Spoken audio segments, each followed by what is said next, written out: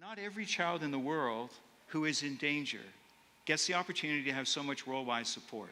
North Point, you have been so good about getting to know and praying for and helping support a little girl in the Dominican Republic. And we have talked about her, prayed for her, written posts about her. Her dad, Vaden Earle, has come all the way up from the Dominican Republic to be with us today to be able to share with you. Widlene has been, you'll see her picture on the monitor right now. She has been trying to get home to Canada for 9 years, and every initiative to help her come home has not been successful. We are praying that in the next little while, Widlene would come home. And we want to have you meet Vaden Earle today so you can hear how that might be possible. Would you please welcome Vaden as he comes to share with us this morning? Thanks, Vaden. Let's try this again. It works. You know, I used to laugh at people that would get up and talk about something that was close to their heart, and then they'd kind of have a meltdown. I did that this morning already once. And it's bizarre to be standing here. I spoke here 19 years ago about that. And when our story went national about trying to get our daughter to Canada, Bob reached out and said, "Can we help you? And I want to write a blog about this. I want to get our church to sign a petition." And it was huge to have our petition jump by over 1,000 names overnight. And that was huge. It gave us a huge confidence boost. That was about a year ago. About a year ago, yeah. Right when our Prime Minister promised he'd have her home within about a month. A year ago. So our situation is a bit weird, but I'm gonna give you a bit of a background. When I flew in 2 days ago, after way too much time in airports and 3 different route changes and canceled flights, and a very well-meaning person when I was in Houston did my laundry and washed out my passport and destroyed it. So I had to get on an international flight with no passport. That's interesting. That well-meaning person that did the laundry was me, of course. I wish I could blame somebody else for that. But I came in, and as we descended on Edmonton, I saw the smoke from the fires and came off the plane, and you could just smell it. And it was really weird because the first place I ever met my daughter was in a garbage dump. And every time I smell smoke, it takes me back. And we were doing a humanitarian project in Dominican Republic. I ran an organization that worked in about 6 different countries. And one of our things we did was work with Haitian refugees that lived and worked in garbage dumps in Dominican Republic.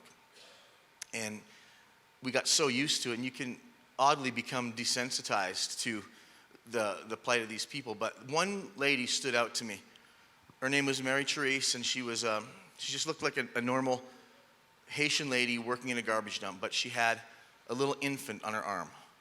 And, you know, not much bigger than Jada here. I mean, a little bigger, but not much. And do you know what that does? I mean, it's terrible that people are living in a garbage dump and digging for the scraps that those of us that stay in the all-inclusives leave on our plate. That's what they're eating, is the stuff that goes to the trash. And it's terrible to see the situation that they're in.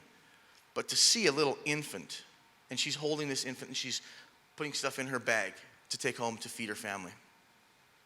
I didn't particularly like children at the time, but I mean, I didn't mind them, but they didn't like me that much. So they cried a lot. So I just came over and I said, "Let me hold your kid."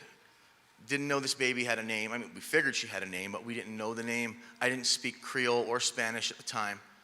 So I just held this kid, and I went into a shaded spot, and as our team, we had about 80 teenagers that were helping these Haitians recycle in the garbage dump. As our team was working, I would just take this kid and go to the shade, and we had a little water distribution area, so we would give water to the workers. So I got to bond with this little child, and she had a really bad chronic sinus infection, probably because of the smoke and everything else. So she's always had a runny nose. So we didn't know her name, we just called her Snotball. So for the first little while, that was her name. And just fast forward a little longer, a couple years of this happening, and every few months, I'm in the garbage dump, I'm with Mary Therese and this little girl, watching her grow up a little bit.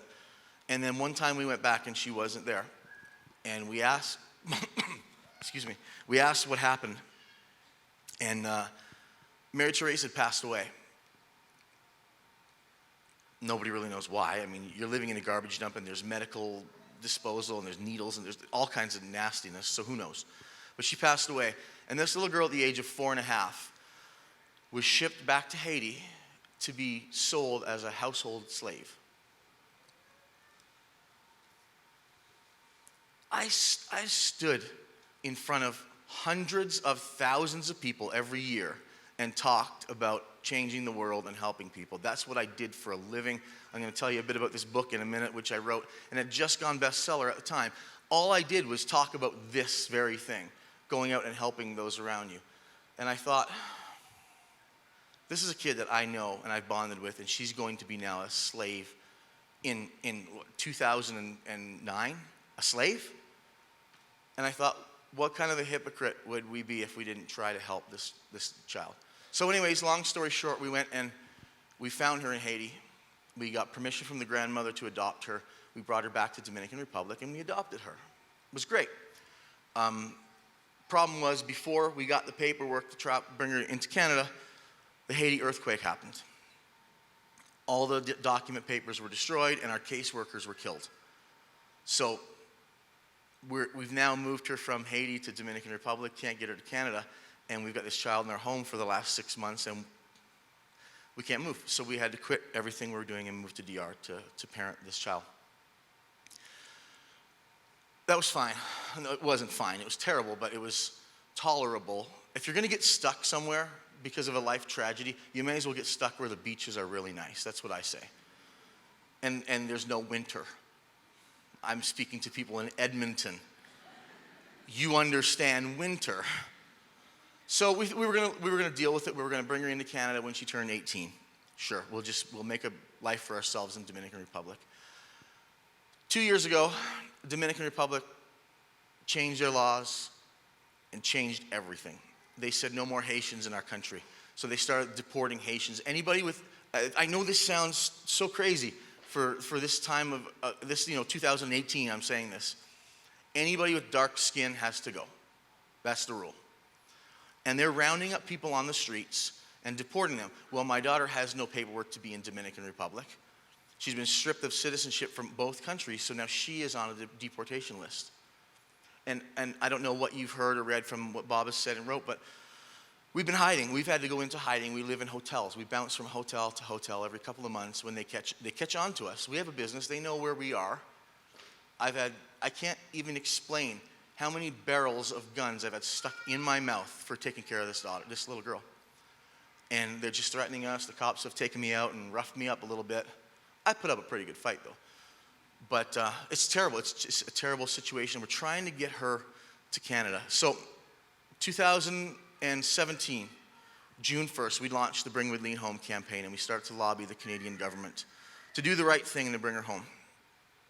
And as Bob said, we've been unsuccessful. I mean, Trudeau, right to my face a year ago, said, I'm going to get her here within the next month or so. We're going to get this done.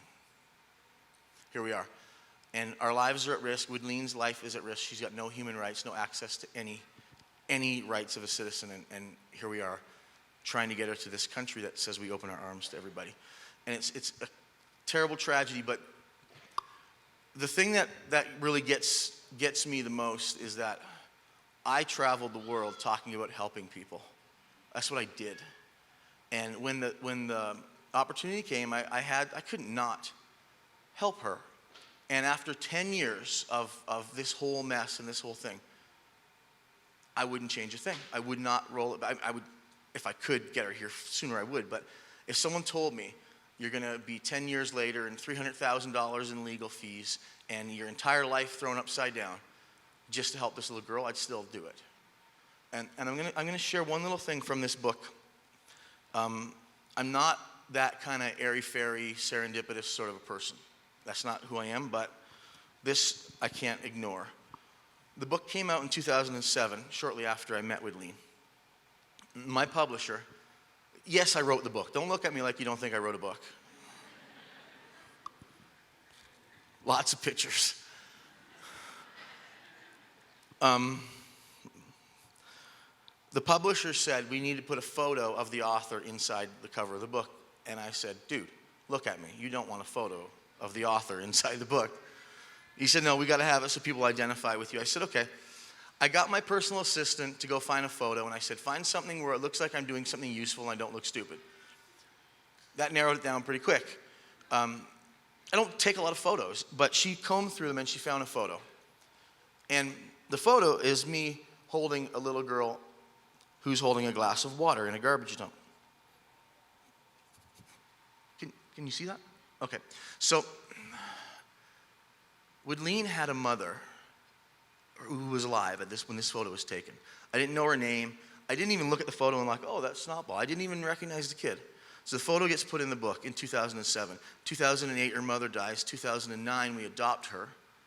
In 2010, after the earthquake, I'm sitting in my house in Dominican Republic. She's playing with her My Little Ponies on the floor. And I looked at her and I thought, I think that's the kid in the photo on the book. People have come to me when they bought this book, and the book is all over the place, and they said, oh, that's so neat. You put a picture of your daughter inside your book. And I said, no, I didn't. I put a picture of some random kid inside my book who later became my daughter.